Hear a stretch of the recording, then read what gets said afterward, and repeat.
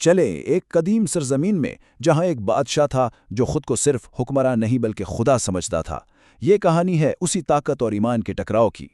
سوچے ذرا، فرعون کا دعویٰ کیا تھا؟ میں تمہارا سب سے بڑا رب ہوں۔ یہ صرف الفاظ نہیں تھے، یہ اس کی پوری سلطنت کی بنیاد تھی۔ اس کا تکبر، اس کا غرور اس حد تک پہنچ چکا تھا کہ وہ لوگوں سے صرف اپنی اطاعت نہیں چاہتا تھا، بلکہ یہ کہ لوگ اس کی عبادت کریں۔ اور بس یہیں سے، اسی ایک دعوے سے، اس پوری کہانی کی سب سے بڑی کشمکش شروع ہوتی ہے۔ مصر اس وقت اپنی دولت اور شان و شوکت کے لیے مشہور تھا، لیکن اس چمک دمک کے پیچھے بنی اسرائیل کے لیے یہ ایک قید خانے سے کم نہیں تھا۔ ان کی زندگی زبر و بے رحمی کی ایک لمبی داستان تھی۔ مردوں سے جبری مشقت لی جاتی، انہیں بڑی بڑی تعمیرات کے لیے پتھر اٹھانے پر مجبور کیا جاتا، اور عورتوں کو صرف اس لیے زندہ چھوڑا جاتا تھا کہ غلاموں کی ایک نئی نسل پیدا ہوتی رہے۔ یہ کوئی معمولی خواب نہیں تھا، یہ ایک ایسی دہشت تھی جس نے فرعون کے خدائی کے دعوے کی بنیادیں ہلا دیں۔ شاید زندگی میں پہلی بار اسے اپنی طاقت کے اس عظیم محل میں کمزوری اور خوف کی دراڑیں محسوس ہوئیں، اور اس کا سارا غرور لرز کر رہ گیا۔ اور جب اس نے اپنے نجومیوں کو بلایا تو اس خواب کی تعبیر نے اس کے خوف کو ایک وحشیانہ جنون میں بدل دیا۔ اسے بتایا گیا کہ بنی اسرائیل میں ایک لڑکا پیدا ہوگا جو اس کی سلطنت کو تباہ کر دے گا۔ تو بس اس نے فیصلہ کر لیا کہ وہ تقدیر کو اپنے ہاتھوں سے لکھے گا اور اس خطرے کو پیدا ہونے سے پہلے ہی ختم کر دے گا۔ اس پیشن گوئی کے بعد مصر پر جیسے دہشت کا سایہ چھا گیا۔ فرعون کا حکم ایک کالی آندھی کی طرح ہر طرف پھیل گیا۔ بنی اسرائیل کے گھر میں پیدا ہونے والے ہر لڑکے کو فوراً قتل کر دیا جائے۔ شہر شہر تلواریں چمکنے لگیں اور ماؤں کی گودیں ویران ہونے لگیں۔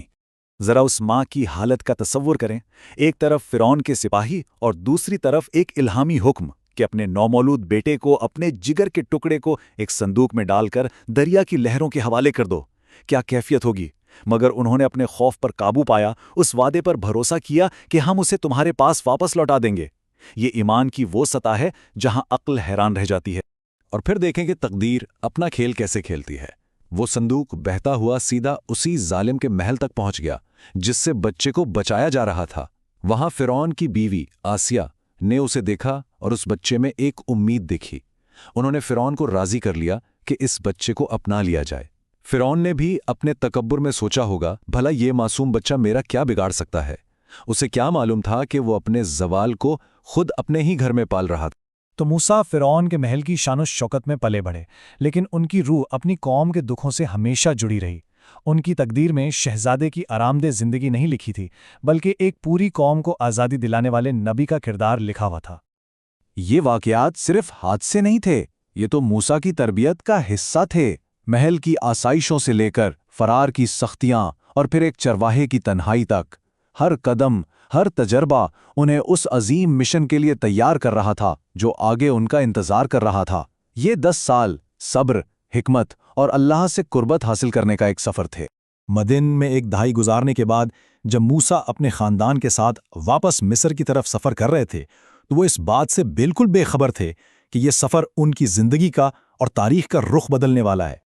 اور پھر وہ لمحہ آیا جب زمین و آسمان جیسے تھم سے گئے، توبہ کی مقدس وادی میں ایک جلتی ہوئی جھاڑی سے کائنات کے خالق نے براہ راست اپنے بندے سے کلام کیا۔ ایک آواز گونجی، اے موسیٰ، بے شک میں ہی تیرا رب ہوں۔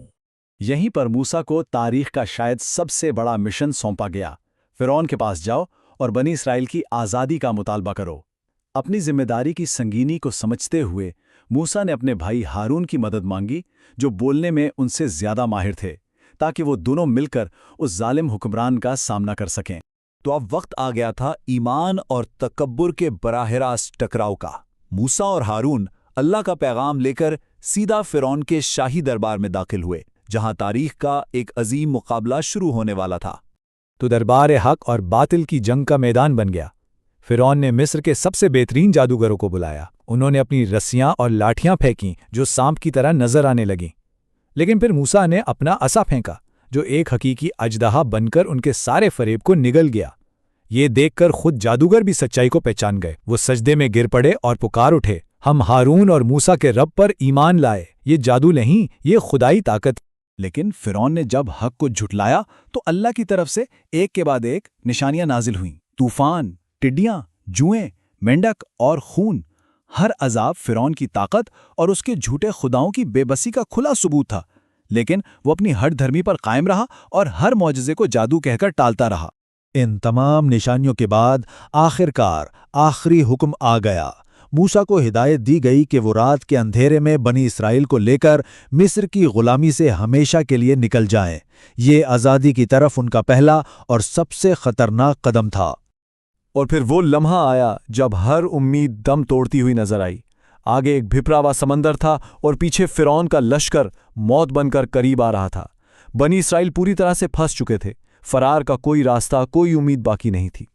جب پوری قوم مایوسی کے اندھیروں میں ڈوب رہی تھی، اس وقت موسیٰ کا ایمان ایک روشنی بن کر چمکا۔ انہوں نے اپنی قوم کو یقین دلاتے ہوئے کہا، ہرگز نہیں، میرا رب میرے ساتھ ہے، وہ ضرور کوئی راستہ نکالے گا۔ اور پھر وہ معجزہ ہوا جس کی تاریخ میں کوئی مثال نہیں ملتی۔ اللہ کے حکم سے سمندر 2 حصوں میں بٹ گیا اور پانی کی اونچی دیواروں کے بیچ میں ایک خشک راستہ بن گیا۔ بنی اسرائیل نے موت کے جبڑوں سے نکل کر زندگی کے اس راستے پر قدم رکھا۔ یہ فرعون کے تکبر کی انتہا تھی۔ اس نے اسی معجزاتی راستے پر اپنی فوج دوڑا دی، یہ سمجھتے ہوئے کہ جو راستہ مظلوموں کے لیے کھلا ہے وہ ظالم کو بھی پناہ دے گا۔ لیکن جیسے ہی بنی اسرائیل کا آخری شخص کنارے پر پہنچا، سمندر کو دیا گیا حکم واپس لے لیا گیا۔ پانی کی وہ عظیم دیواریں آپس میں ٹکرائیں اور فرعون، اس کا لشکر اور اس کا سارا غرور، سب کچھ سمندر کی گہرائیوں میں ہمیشہ کے لیے دفن ہو گیا۔ اور آخر میں یہ الہامی بیان فرعون کے انجام کا خلاصہ کرتا ہے، ایک ایسا انجام جو ہمیں یاد دلاتا ہے کہ تکبر کا ہر محل ایک دن ضرور گرتا ہے، اور ظالم کی کہانی آنے والی نسلوں کے لیے ہمیشہ ایک عبرت کی نشانی بن کر رہ جاتی ہے۔